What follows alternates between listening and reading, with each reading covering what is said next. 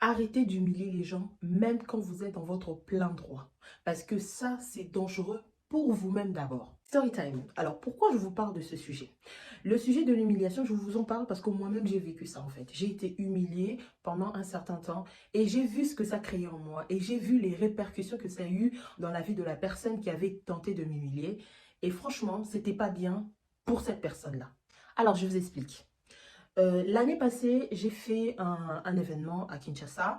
Moi, j'habite à Paris. J'ai voulu voilà, faire un événement à Kinshasa autour des femmes, autour de la valorisation des femmes, avec un jeu concours qui permettait aux jeunes filles en fait, de pouvoir avoir des financements par rapport à leurs projets. Donc, comme moi, je n'habite pas à Kinshasa, je suis originaire de Kinshasa, mais je n'y habite pas.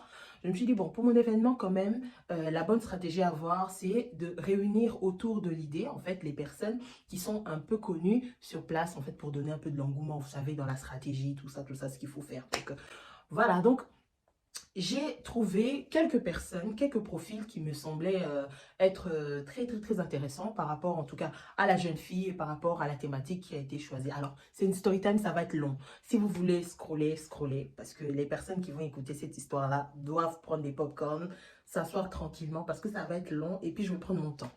Ok? Bon. On y va. Donc, je contacte certaines personnes.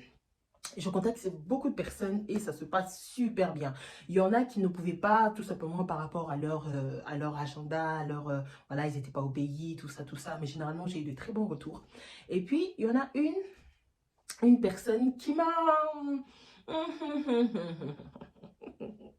Bon, avant de vous expliquer l'histoire qu'il y a eu avec cette femme-là, je vais déjà vous expliquer l'humiliation. Pour moi, j'ai catégorisé 3 types de personnes qui aiment humilier les gens.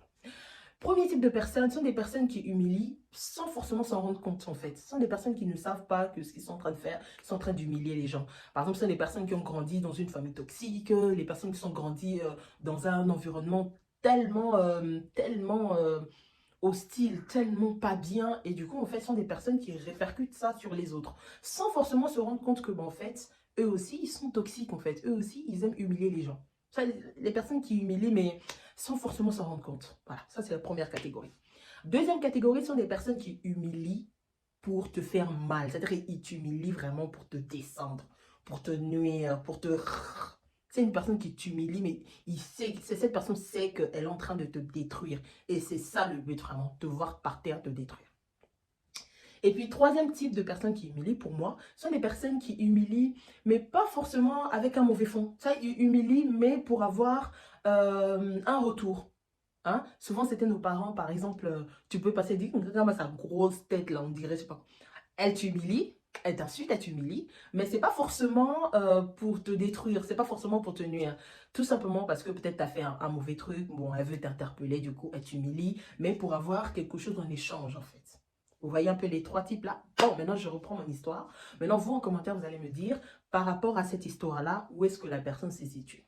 Est-ce que c'est la première catégorie, la deuxième ou la troisième? D'après vous, hein, je ne veux pas vous dire dans quelle catégorie moi j'avais mis cette personne-là. Je vous laisse débattre avec moi. Bref, donc je reviens à mon histoire. Du coup, je contacte cette dame-là que je trouvais très bien. Du coup, je lui explique le projet, tout.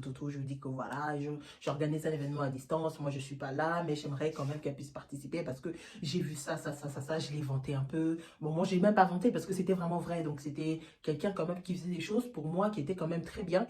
Elle était une très belle image pour la jeunesse. Donc voilà, c'était tout à fait normal que je puisse l'inviter.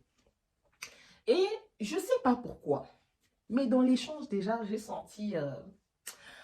tu sais, quand quelqu'un te prend de haut, tu peux pas l'expliquer. Tu peux pas l'expliquer. Bon, au début, je voulais pas juger parce que je la connaissais pas. Je me suis dit, bon, peut-être que je la connais pas, peut-être que je suis dans le jugement. Il faut que je fasse attention à ne pas juger les gens. Bon, j'ai laissé passer. Puis est venu le moment où elle a demandé combien elle voulait être payée. Et du coup, elle m'a proposé un prix qui était un peu au-dessus de ce que moi j'avais prévu pour les intervenants. Et comme toute bonne femme d'affaires, moi je suis une femme d'affaires, je suis une femme entrepreneur, quand tu me proposes un prix, bah, je négocie. C'est tout à fait normal. Ça, c'est le conseil de ma belle-mère. Elle dit, toute femme d'affaires doit négocier, tu dois pas un truc. Si tu n'as pas un rabais au niveau du prix, mais au moins tu auras quelque chose d'un peu plus valorisant pour toi, un plus dans la prestation ou un truc comme ça. Donc, naturellement, je négocie. Je dis, ah bon, voilà, moi, j'avais pas prévu ça et tout et tout. Voilà, est-ce que vous pouvez faire un geste pour moi? Et là, elle me répond. Je lui en veux pas, hein. Franchement, je lui en veux pas. Je raconte comme ça pour que ça puisse nous édifier. Mais c'est vraiment sans rancune, rien du tout. Parce que je sais pas si elle va regarder. En tout cas, c'est sans rancune. Puis elle me dit, ouais, je pensais pas que les personnes qui étaient en Europe marchandaient comme ça, pouvaient discuter, parce que nous ici au pays, en fait, les gens donnent un prix un peu plus élevé pour que quand la personne négocie, ben, finalement, tu arrives à ton prix. Donc moi, je t'ai donné ce prix-là, pensant que vous, les gens de là-bas, vous négociez pas, sinon, alors si tu veux négocier, en tout cas, moi, je ne serai pas la personne idéale pour toi. J'ai une autre personne qui pourra coller à ce que tu dis, et puis au tarif que tu veux, que tu me proposes. Et en plus, il faut savoir que moi, je connais des personnes ici, littéralement ce que je suis en train de vous dire, hein. Moi, je connais des personnes ici qui, voilà, tu l'invites, tu lui donnes tel prix, elle m'a donné un prix, mais voilà quoi, tel prix, sans ça, elle vient pas, et tout. Donc, elle était déjà dans la comparaison, tu vois, dans la comparaison en disant que, ben, déjà, moi, je vous fais l'honneur, déjà, moi, je vous fais nanani, nanana. Et elle a parlé, parlé, parlé. Et en vrai, je vais vous dire en vrai, elle avait raison. En vrai, elle avait raison parce que ton prix, c'est ton prix. Quand tu as un prix, c'est comme ça, c'est ton prix. La personne est libre soit de te choisir ou soit de laisser passer son temps. Mais il y a une manière de le dire qui va pousser à l'autre, soit de te reconsidérer, soit de reconsidérer son prix, ou soit de dire, bon, quand même, bon, elle n'est pas à mon niveau, peut-être, d'après elle, j'étais pas à son niveau. Ça n'est pas à mon niveau, mais voilà quoi, tu ne rabaisses pas dans la façon de dire aux gens. Du coup, j'ai senti tellement, elle m'a rabaissé sur le coup, je me suis dit, aïe, j'ai pris le 2, j'ai envoyé à mon équipe. J'ai dit, mais Maurice m'a dit, mais c'est qui celle-là? Bon, c'est une équipe des femmes. C'est qui celle-là? Non, mais franchement, elle se comprend. Je dis, oh, calmos. Calmos, qu'est-ce que vous pensez de ça? Puis finalement, après, il s'en est suivi tellement des petites choses. Bon, je sais pas, hein, peut-être, bon, c'est la nature des gens. Je suis pas dans le jugement, je peux pas juger parce que je la connais pas. Donc, et déjà, je pense que l'échange qu'il y avait eu là m'avait tellement rabaissé moi que franchement, tout ce qu'elle a fait après, moi, je l'ai pris, je l'ai mal pris. Voilà, je vais être honnête avec vous, je l'ai mal pris. Et ce qui a fait que on l'a pas pris pour l'événement. On a dit, bon, voilà, on va passer nos tours. Finalement, je suis tombée sur une dame qui m'a rien demandé, mais qui était très, très, très bien placée stratégiquement. Et cette dame-là m'a pu ouvrir des portes, mais incroyables, alors qu'elle n'avait rien demandé.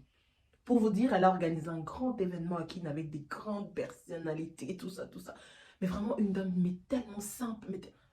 J'ai dit, mais Dieu, il est compliqué, hein. Dieu peut te... Et puis, il te donne la meilleure chose. Bon, bref. Et puis, plus tard, je suis tombée dans une réunion comme ça. Je me suis retrouvée dans une réunion où il y avait des grandes personnalités du pays. Et puis, alors, je ne vais pas vous raconter qu'est-ce qui a fait que, puis à un moment donné, à un certain moment, on a parlé de la dame. Et puis, ils m'ont demandé, mais alors, qu'est-ce que vous en pensez? À votre avis, qu'est-ce que j'ai pu dire? Bon, je ne l'ai pas descendu, mais j'ai dit quand même la vérité. Et il se faisait que, dans ma vérité que j'avais racontée, dans ce que j'avais vécu avec cette personne-là, il y avait une autre personne de l'assistante qui avait vécu la même chose. Pas avec cette personne, mais avec une autre personne. Et du coup, en fait, ça créait des débats. Ouais, nanani, nanana, elles se prennent pour je sais pas quoi, papa, papa, papa, papa. Et du coup, il y avait un contrat sur les terrains. Et la dame n'a pas été invitée. Pourquoi? Parce que c'est vrai qu'elle avait raison au niveau de son prix. Même moi, des fois, je ne discute pas beaucoup à propos de mon prix, mais je sais, j'ai une manière de parler aux gens qui va pas frustrer la personne, pas montrer à la personne que toi, tu n'es rien. C'est très, très, très dangereux. Évitez d'humilier les gens, parce que quand vous humiliez les gens, vous mettez en eux un sentiment, mais un sentiment tellement fort. Regardez les personnes, les grandes personnalités, que ce soit Oprah, que ce soit Violetta, que ce soit même les maîtres Gims et tout ça, toutes ces personnes-là, vous allez voir dans leurs histoires, il y a toujours un moment où ils ont été, où elles ont été humiliées et ça leur a donné une force, ça leur a donné un pouvoir énorme pour pouvoir réussir. À partir de cet événement-là, ils se sont dit, plus jamais moi, on va m'humilier. Vous voyez? Et si cette personne-là est rancunière, la personne peut te faire beaucoup de mal. Beaucoup de mal, même 15 ans, 10 ans après, la personne va se souvenir que telle personne m'avait humilié. Donc, pour terminer, pour ne pas que ça soit long, évitez d'humilier les gens. Parce que vous ne savez pas ce que ces personnes-là peuvent faire dans votre vie. Peut-être pas aujourd'hui, peut-être pas demain, peut-être pas dans 10 ans, mais peut-être dans 15 ans, peut-être même quand vous ne serez pas là. Peut-être il y a des personnes qui répercutent les histoires passées de des parents aux enfants. Tu vas voir, il y a des enfants aujourd'hui qui sont maltraités. Ah, toi, tu peux rien faire pour moi parce que ta mère, comment elle s'est comportée avec moi? Ta mère m'a maltraité. Ton papa nous parlait mal. Ton papa nous humiliait. Et, tout. Et du coup, ils sont en train de détruire les pauvres innocents tout simplement parce que les parents avaient pour habitude d'humilier les gens. Alors, c'est pas un jugement, mais faites attention à comment vous parlez aux gens. Faites attention à votre attitude. Faites attention à votre langage. Ne soyez pas forcément obligé de dire aux gens ce que vous pensez. Non. Moi, c'était ça avant. Ouais, non, moi, je suis libre, je dis ce que je pense. Non. Non, c'est pas la sagesse, ça. Dire ce que tu penses n'est pas sage. Il faut savoir dire les choses correctement, au bon moment, sans frustrer la personne qui est en face de toi, sans rabaisser la personne qui est en face de toi, sans montrer à la personne qui est en face de toi qu'elle est rien et que toi, tu es tout. Ça, c'est un très mauvais comportement qui peut se retourner et qui se retourne d'ailleurs toujours contre vous. Et vous n'aurez même pas la protection parce que les gens disent oui, le karma is a bitch. Non, c'est pas même pas le karma, c'est Dieu lui-même. Et puis c'est la nature qui est faite comme ça. Quand tu humilies quelqu'un, la personne part avec un ressentiment, la personne part avec un mauvais sentiment, la personne murmure dans son cœur. Et si son murmurement là, le fait que la personne remet dans son cœur est justifié, ça va se retourner contre toi.